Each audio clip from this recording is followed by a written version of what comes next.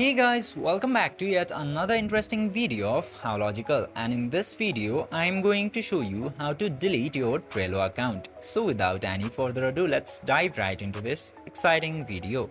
Now, in order to delete your Trello account, you just simply have to open this Trello application, and after that just simply tap into these three bars into the top left corner.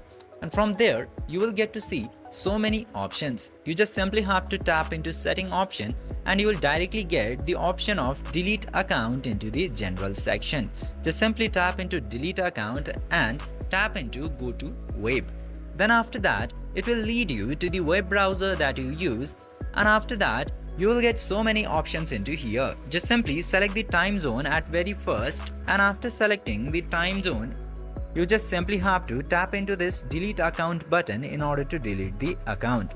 Then your account will successfully be deleted, and then your account will permanently be deleted after the 14 days on the basis of the time zone that you have selected. Now in order to delete, just simply tap into this delete account button.